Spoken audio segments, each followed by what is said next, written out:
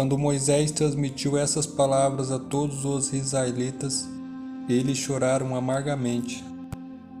Na madrugada seguinte, subiram para o alto da região montanhosa e disseram: Subiremos ao lugar que o Senhor prometeu, pois cometemos pecados. Números 14, 39 e 40. Quando Moisés repassou a decisão de Deus, o povo, agora em prantos, foram levados a confessar a pecaminosidade e a loucura da sua rebelião diante do relatório dos espias. Viam agora o valor da bênção que tão temeramente haviam rejeitado. Confessaram que sua própria incredulidade os excluía de Canaã. Pecamos, diziam eles, reconhecendo que a falta estava neles mesmos e não em Deus, a quem então impiamente acusaram de deixar de cumprir suas promessas para com eles, se bem que sua confissão não partisse do verdadeiro arrependimento, serviu para reivindicar a justiça de Deus em seu trato com eles. O Senhor ainda opera de modo semelhante para glorificar o seu nome, levando homens a reconhecer sua justiça. Quando aqueles que professam amá-lo se queixam de sua providência, desprezando-lhes as promessas e cedendo à tentação, se une com os anjos maus para frustrar os propósitos de Deus. O Senhor muitas vezes encaminha de tal maneira as consequências que estas pessoas são levadas ao ponto de que convençam de seu pecado e sejam constrangidas a reconhecer a impiedade de sua conduta e a justiça e a bondade de Deus em seu trato com elas, e isto embora não tenham verdadeiro arrependimento. É assim que Deus põe em ação forças contrárias a fim de tornar manifestas as obras das trevas. E se bem que o espírito que inspirou a má conduta não seja radicalmente transformado, fazem-se confissão para vindicar as honras de Deus e justificar aquele que da parte dele reprovam fielmente, os quais sofreram oposição e foram caluniados. Assim será quando a ira de Deus for finalmente derramada.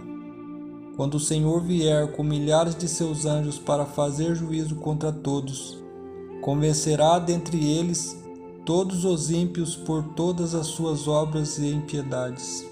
Cada pecador será levado a ver e reconhecer a justiça de sua condenação.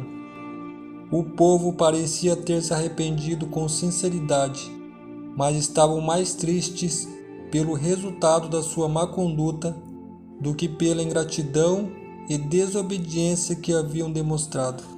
Quando viram que o Senhor não mudou a sentença que tinha dado, seu espírito rebelde se rebelou novamente e disseram que não voltariam mais para o deserto.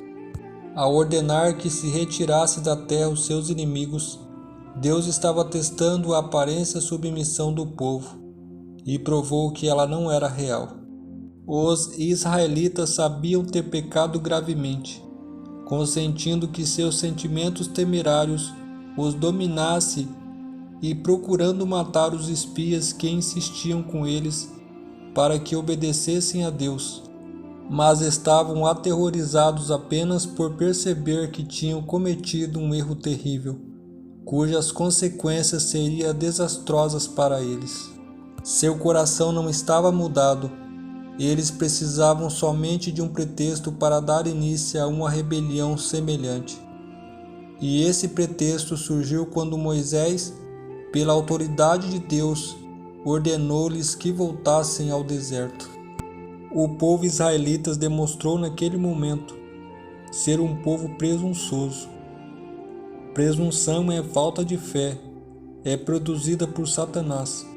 Em contrapartida, a fé reivindica as promessas de Deus e produz frutos de obediência. A presunção também reivindica as promessas, mas as usa como fez Satanás, para justificar a transgressão. A fé teria levado nossos primeiros pais a confiar no amor de Deus e a obedecer seus mandamentos. A presunção os levou à transgressão de sua lei, crendo que seu grande amor os salvaria das consequências de seu pecado.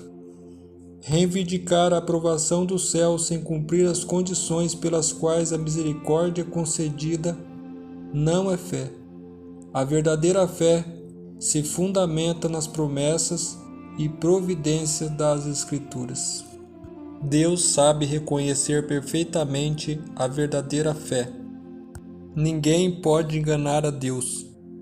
Por mais que aparentemente aos olhos humanos tal pessoa parece ter realmente fé, Deus, por sua vez, não avalia pela aparência, mas sim pelo coração.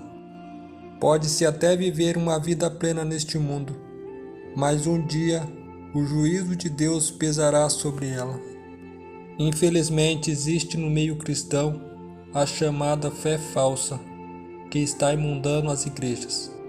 Podemos perceber que, à luz do Evangelho bíblico, que há multidões se enganando a si mesmo. Enquanto estava em Jerusalém, na festa da Páscoa, muitos viram os sinais milagrosos que ele estava realizando e creram em seu nome. Mas Jesus não se confiava a eles, pois conhecia a todos. Não precisava que ninguém lhe desse testemunho a respeito do homem, pois ele bem sabia o que havia no homem.